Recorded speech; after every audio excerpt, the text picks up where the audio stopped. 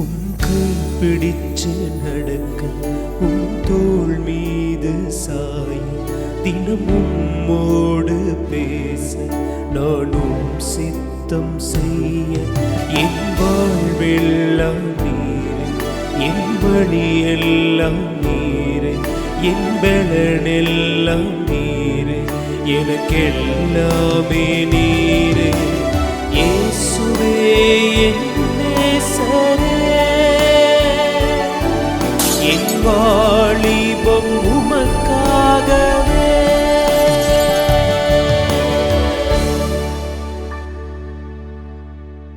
ஆண்டவராகிய இயேசு கிறிஸ்து நாமத்தினாலே வாலிபர்களுக்கான கண்மணியை கேள் என்ற நிகழ்ச்சியிலே உங்களை சந்திப்பதிலே மிகவும் மகிழ்ச்சி. இந்த நாளிலும் இயேசு கிறிஸ்து உங்களோடு கூட பேசணும்னு நினைக்கிறார். என்ன காரியம் தெரியுமா? நீங்கள்லாம் எப்படி இருக்கிறீங்க? நல்லா இருக்கிறீங்களா? நீங்கள் உங்கள் அப்பா அம்மாக்கெலாம் எப்படி கீழ்ப்படுவீங்களா மாட்டீங்களா? கீழ்ப்படுவீங்கன்னு நான் நம்புகிறேன். இன்னைக்கும் கர்த்தர் உங்களோடு கூட பேசணும்னு நினைக்கிற காரியம், ஒரு வாக்குத்தத்தத்தை உங்களிடத்திலே கூறுகிறார். அது ஆதியாகமம் 28ஆம் அதிகாரத்திலே 15ஆம் வசனம். நான் உன்னோடே இருந்து நீ போகிற இடத்திலெல்லாம் உன்னை காத்து இந்த தேசத்துக்கு உன்னை திரும்பி வர பண்ணுவேன். நான் உனக்கு சொன்னதை செய்யும் அளவும் உன்னை கைவிடுவதில்லை. எவ்வளவு அற்புதமான வார்த்தை பார்த்தீங்களா? இந்த அற்புதமான வார்த்தை யாருக்கு கொடுக்கப்பட்டு இருக்கிறது என்றால், யாக்கோபு என்ற ஒரு தேவ மனுஷனுக்கு கொடுக்கப்படுகிறது.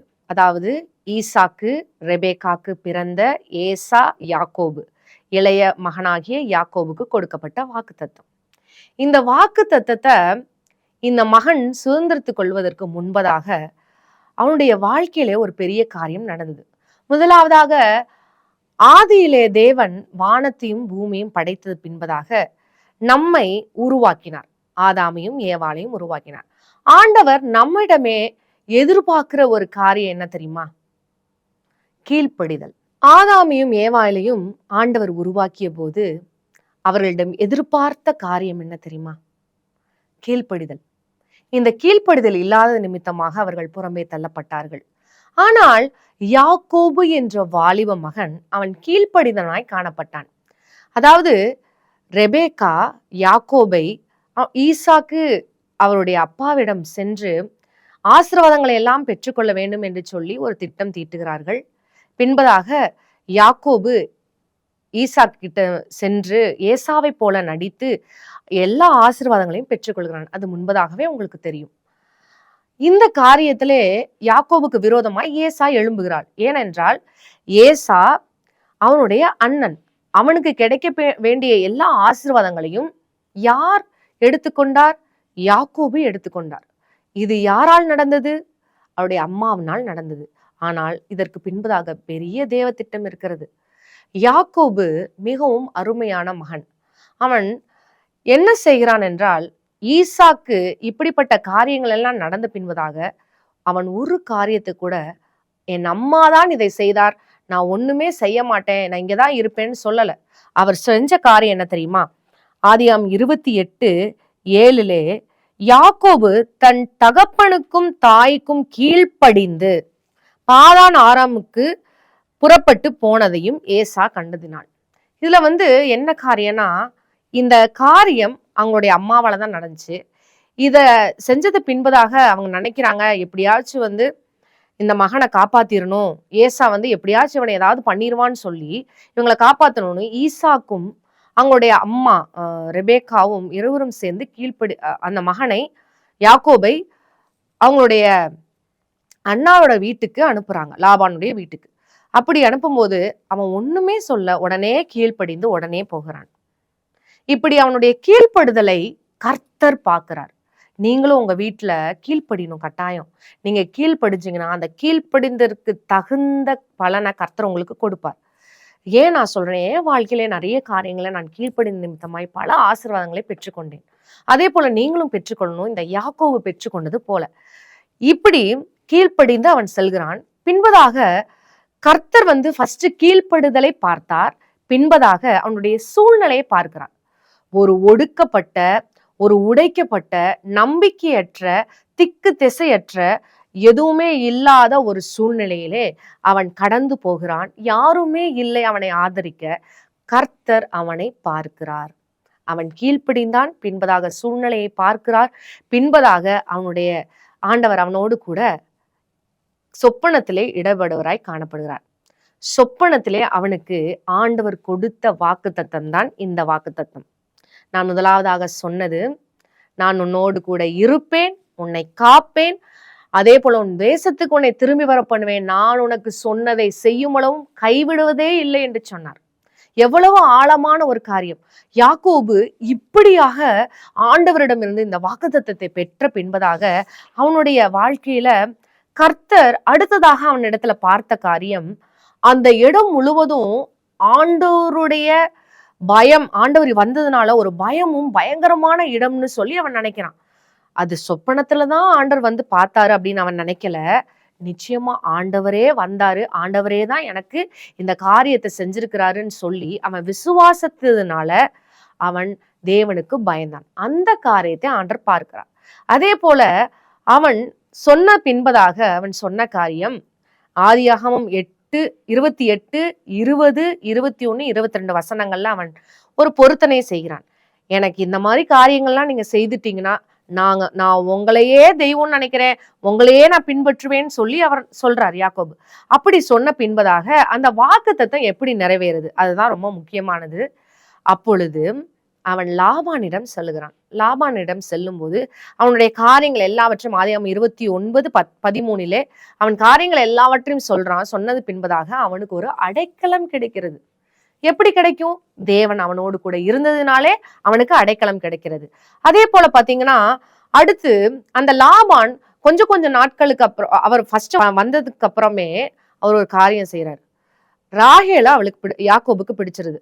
ஆனா லாபான் அவனை ஏமாற்றி விடுகிறான். அவளுக்கு லேயாளை திருமணம் செய்கிறாங்க. அதுக்கப்புறம் ராகேலை திருமணம் செய்து வைக்கிறாங்க. 14 வருஷம் இதனால ஏமாற்றப்படுறாங்க. அதுக்கப்புறம் பல முறை தன்னுடைய சம்பளத்தை மாற்றுறாங்க. இந்த மாதிரி நிறைய ஏமாற்றங்கள் வந்த போதிலும் ஆதியாகமம் 31:7 நாம் வாசிப்போம். ஆண்டவர் அவனோடு கூட இருக்கிறதை நாம் பார்க்கலாம்.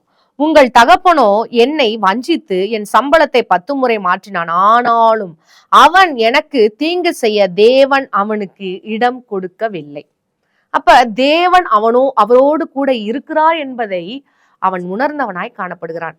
அதே போல பாத்தீங்கன்னா அவங்க அந்த இடத்துல ஒரு பொருத்தனை நிறைவேற்று வரல, நான் உங்களதான் தேவன்னு சொல்லுவேன்னு சொல்லி.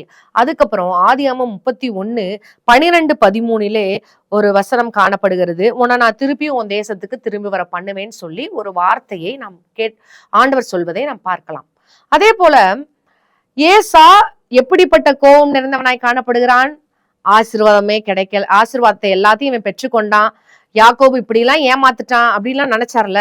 அப்ப ஏசா என்ன செய்யறாருன்னா இப்ப திரும்பி போகிறாரு, ஒரு பயத்தோட போறாரு. ஆனால் அவனுடைய விசுவாச வாழ்க்கை ரொம்ப அதிகமா தீவிரப்பட்டுச்சு. ஏன்னா நான் ஒண்ணும் இல்லாம வந்தேன், இப்ப 2 பரிவாரங்களோட போறேன், ஆனா போகும்போது பெரிய பயம். ஆனா ஆண்டவர் சொல்லிட்டாரு, நான் உனக்கு சொன்னதை செய்யும்போதும் உன்னை கைவிடுதலைன்னு சொல்லிட்டாரு. அப்படி சொல்லும் போது இவன் போறான். போகும்போது அங்க ஒரு வேலைக்காரனை போய் அமுச்சு விடுறாரு. போய் பார்த்துட்டு வரும்போது ஏசா படையுடன் வராரு அப்படின்னு ஒரு வார்த்தை. அவனுக்கு பயங்கர பயம். விசுவாசம் நமக்குள்ள இருக்கும். நிறைய நேரத்துல நம்ம என்ன செய்வோம், கீழ்ப்படிஞ்சிருக்கோம், நமக்கு வாக்குத்தத்தம் கொடுக்கப்பட்டுருச்சு, விசுவாசம்லாம் இருக்கும். ஆனா சூழ்நிலையை பார்த்தோன்னே பெரிய பயம் வந்துடும். உடனே நம்ம என்ன செஞ்சிருவோம், ஐயோ இப்படியே அப்படியே நம்ம புலம்பிடுவோம். அப்படி நீங்க புலம்ப கூடாது. இவர் என்ன தெரியுமா செஞ்சாரு? யாக்கோபு ஒரு காரியம் செஞ்சாரு, அதை பாருங்களேன். அவர் தேவனுடைய மனுஷன் அவருக்கு முன்பாக வராரு. அவர் தனிமையில விடப்படுறாரு. அப்ப நீங்க என்ன ஆசீர்வதித்தால் ஒழிய நான் உங்களை விடவே மாட்டேன்னு சொல்றாரு. நீங்களும் இதே மாதிரிதான் கேட்கணும். சங்கீதத்துல தாவீதும் அதே மாதிரிதான் கேட்டாரு. 27:4 கர்த்தரிடத்தில் நான் ஒன்றை கேட்டேன், அதையே நாடுவேன்னு சொன்னார். அப்படிதான் நீங்களும் என்ன செய்யணும் தெரியுமா? எனக்கு ஆண்டவர் ஒரு வாக்குத்தத்தத்தை கொடுத்துட்டாரு, அதையே தான் நான் நாடுவேன். நிச்சயமா ஆண்டவர் எனக்கு உதவி செய்வாருன்னு நீங்க நினைங்க, கட்டாயம் உங்களுக்கு உதவி செய்வார். இப்ப இந்த திகிலோட குழப்பத்தோடு ஒரு பயத்தோட ஆண்டவர்கிட்ட காலை பிடிச்சிட்டு கேட்கிறாரு. இப்படி காலை பிடிச்சிட்டு கேட்கும் போது அவர் ஆசீர்வதிச்சுட்டு அவர் போயிடுறாரு. போனதுக்கு பின்பதாக அடுத்த அதிகாரத்துல பார்க்கும்போது ஏசா என்ன செய்யறாருன்னா கட்டி அணைத்து, யாக்கோபை கட்டி அணைத்து முத்தமிடுகிற காட்சியை நம்ம பார்க்கலாம். நான் நினைக்கிற ஒரு காரியம், என்னிடத்துல வெளிப்பட்ட ஒரு காரியத்தை நான் சொல்றேன். ஏசா மேபி இவரை கொல்லணும்னு கூட வந்திருக்கலாம். அவர் ஜோம் பண்ணிட்டு இருந்தார் பாத்தீங்களா, அதை பார்த்துதான் அந்த சூழ்நிலையை மாறுச்சுன்னு நான் விசுவாசிக்கிறேன். நீங்களும் இப்படி விசுவாசிக்கணும். உங்களுக்கு ஒரு குழப்பம் வருதா, ஒரு பிரச்சனை வருதா, ஒரு பாடு வருதா, எனக்கு ஒரு வாக்குத்தத்தம் கர்த்தர் கொடுத்துட்டாரு, இந்த வாக்குத்தத்தின்படி என்ன நடத்துவாரு, நிறைவேற்றுவாரு அப்படின்னு சொல்லி நீங்க எப்ப விசுவாசிச்சு நடக்கிறீங்களோ, அப்பொழுது நிச்சயமாக அவர் சொல்ற வார்த்தை, நான் உனக்கு சொன்னதை செய்யும் அளவும் உன்னை கைவிடுவதே இல்லைன்னு சொல்றார். எவ்வளவு அருமையான தேவன் நம் தேவன் பாத்தீங்களா. அதுக்கப்புறம் இந்த வார்த்தை இன்னொன்னு என்னாகமம் 23ஆம் அதிகாரத்துல 19ஆம் வசனத்துல சொல்லப்பட்டிருக்கு, அவர் உனக்கு சொல்லியும் செய்யாதிருப்பாரோ. எவ்வளவு அழகான வார்த்தை பாத்தீங்களா. அதே போல அவரு சொல்லியும் செய்யாம இருந்தாரா. அவர் என்ன சொன்னாரு, 3ஆவதா அது வார்த்தை சொல்லும் போது, நான் உன் தேசத்திற்கு திரும்பி வர பண்ணுவேன். ஆதியாகமம் 37:1 அழகான வார்த்தை, எனக்கு ரொம்ப பிடிச்சது. இவ்வளவு விஷயங்களையும் கடந்து யாக்கோபு தன் தகப்பன் தங்கியிருந்த கானான் தேசத்திலே குடியிருந்தான். அவ்வளவுதான்.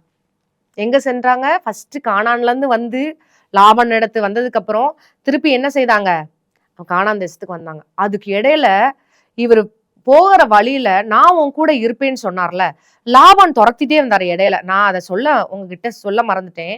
லாபான் துரத்திட்டே வராரு. லாபான் துரத்திட்டே வரும்போதும் அவரிடத்துல ஆண்டவர் பேசுறாரு, என் மகனை நீ தொடக்கூடாதுன்னு சொல்றாரு. அது எங்க போடப்பட்டிருக்கும்னா ஆதியாகமம் 31:29 போடப்பட்டிருக்கும். அதே மாதிரி ஆதியாகமம் 31:24 போடப்பட்டிருக்கும். அப்ப ஆண்டவர் நம்மோடு கூட இருப்பார், நம்மை காப்பார், நாம் போகும் இடமெல்லாம் நிச்சயமாக நம்ம கூட வருவார். அவர் நமக்கு சொன்னதை செய்யும் அளவும் கைவிடுதலை. நீங்க எல்லா வாக்குத்தத்தத்தையும் பாருங்க. எல்லாமே நான் உன்னை விட்டு விலகுவதில்லை, உன்னை கைவிடுவதில்லை, நிறைய வாக்குத்தத்தம் இருக்கும். பயப்படா, நான் துணை இருக்கிறேன், எல்லாம் இருக்கும். ஆனா இந்த வாக்குத்தத்தம் நிறைவேற வரைக்கும் நான் உன்னை கைவிட மாட்டேன்னு சொன்னார். அவர் வாலிபனா இருந்தபோது அவன் செய்த கீழ்ப்படிதல் நிமித்தமாக கர்த்தர் அவனுடைய அவனுக்கு கொடுத்த வாக்குத்தத்தத்தை அவனுடைய வாழ்க்கையிலே நிறைவேற்றி தீர்த்தார். இப்படியாக என் அன்பு வாலிப பிள்ளைகளே, இந்த வார்த்தை உங்க வாழ்க்கையில நிறைவேறும். நீங்க எப்படி நிறைவேற்றணும் தெரியுமா. இந்த வார்த்தை உங்களுக்கு ஒரு வாக்குத்தத்தம் ஆர்டர் கொடுத்துட்டாரா, அவர் சொன்னதை செய்யும் அளவனை கைவிடுதல்லைன்னு சொல்லி நீங்க ஜெபிச்சு, கர்த்தரிடத்தில் நான் ஒன்றை கேட்டேன் அதையே நாடுவேன்னு சொல்லியும் அவருடைய காலில் விழுந்து நீங்க கேளுங்க. கர்த்தர் நிச்சயமா எல்லா சூழ்நிலையும் மாத்தி, இப்படி யாக்கோபு வாலிபனா இருந்தபோது கீழ்ப்படிந்தான், அந்த கீழ்ப்படிந்ததை பார்த்து ஆண்டவர் சொன்ன வாக்குத்தத்தமுடைய வாழ்க்கையில எல்லாம் நிறைவாய் அமைந்தன. 12 கோத்திரங்களை உருவாக்கக்கூடிய ஒரு பெரிய மேன்மையை, இஸ்ரவேல் என்னும் பெயரையே கொடுத்து ஒரு நாட்டையே உருவாக்கி எவ்வளவு அழகான ஒரு காரியத்தை யாக்கோபுக்கு செய்திருக்கிறார். இதே போல நீங்களும் வாலிப பிள்ளைங்களா இருக்கிறீங்க, உங்க அப்பா அம்மா கீழ்ப்படிங்க. அதே போல யார் உங்களுக்கு என்ன சொன்னாலும் அதை ஆராய்ந்து பார்த்து அதன்படி கீழ்ப்படிந்து நடக்கும்போது இந்த வார்த்தையினாலே உங்களை கர்த்தர் ஆசீர்வதிப்பாராக. தேவன் தாமே இந்த வார்த்தைகளை உங்களுக்கு கொடுத்ததுக்காக ஆண்டருக்கு நன்றி செலுத்துறேன். ஜெபம் செய்வோம். ஸ்தோத்திர ஆண்டவரே, துதிக்கிறோம்ப்பா. இந்த நாள் சுவாமி, யாக்கோபு கீழ்ப்படிந்தான், அவன் சூழ்நிலையை மாற்றினீர், வாக்குத்தத்தத்தை நீ நிறைவேற்றினீர் ஆண்டவரே. இதன்படி ஆண்டவரே, இந்த வாலிப பிள்ளைகள் ஒவ்வொருடைய வாழ்க்கையிலும் கீழ்ப்படிந்து நடந்தது நிமித்தமாக நீங்க சொன்ன அந்த வாக்குத்தத்தம், சொன்னதை செய்யும் அளவும் நான் உன்னை கைவிடுதலை என்ற வார்த்தையின்படி ஒவ்வொருக்கும் நீர் கொடுத்த வாக்குத்தத்தம் நிறைவேறும்படியாக, இந்த வருடத்துல நீர் கொடுத்த எல்லா வாக்குத்தத்தங்களும் வாழ்க்கையில நிறைவேறும்படியாக கர்த்தர் இந்த பிள்ளைகளுக்கு நீர் உதவி செய்வீராக, பொறுப்படுத்திக் கொள்வீராக. மீட்பர் இயேசு கிறிஸ்துவின் ஜெபிக்கிறோம் நல்ல பிதாவே, ஆமென்.